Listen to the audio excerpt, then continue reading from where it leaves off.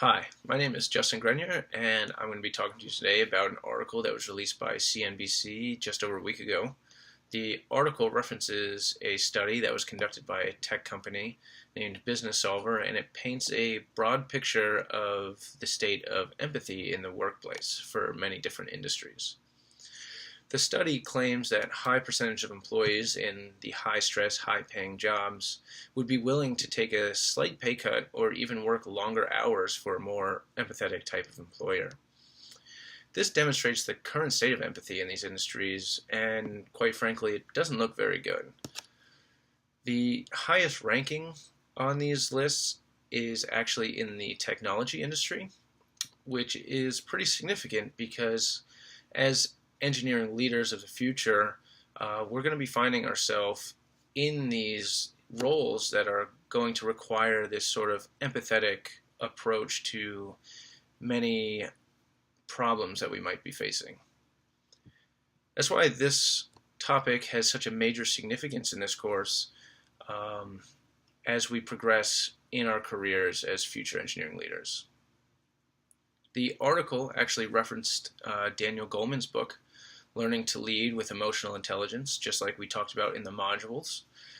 And Mr. Goleman argues that throughout history, followers have always looked to leaders for a supportive emotional connection. He also reasons that empathy is fundamental to a company's success. The survey helped define the perception of empathy in the workplace for leadership and evaluate some of the main points. Some of these main points included making time to speak one-on-one with employees about challenges they may be facing in the workplace, and recognizing individual personal achievements or milestones. The survey also went on to include more personal empathy, such as understanding that employees need time off to take care of personal or family issues, which requires some flexibility in work hours.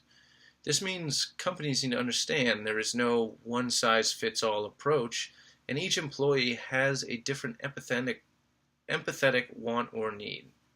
For example, younger generations are more interested in companies that may offer loan repayment assistance versus an older employee that may have more empathy desires towards family issues. Incorporating these empathies also helps the company remain competitive. If we take a look at how Google runs their business and the way they incorporate empathy in their workplace. Integrating empathy into an organization has valuable outcomes too. Employees are more willing to join and stay at an organization that values empathy. They feel more connected and in turn become more productive. The environment decreases stress and promotes a community among the employees. As the data on the slideshow represents, companies that don't value empathy can find themselves losing employees if the employees have a promising alternative. If we take a focus on the technology percentages, 89% of employees would be willing to work longer hours for an empathetic employer, and 86% of employees would be willing to take a slight pay cut for that increase in empathy. Those are some pretty significant figures. Now, if we relate this back to last week's discussion on personality types, many of us have a very technical, logical mindset. This could cause an issue. But as we move forward in our careers, we need to be sure to remember how beneficial it can be to encourage the empathetical side of an employee-employer relationship. Thank you for your time, and if you have any questions or comments, I'd be happy to read them below.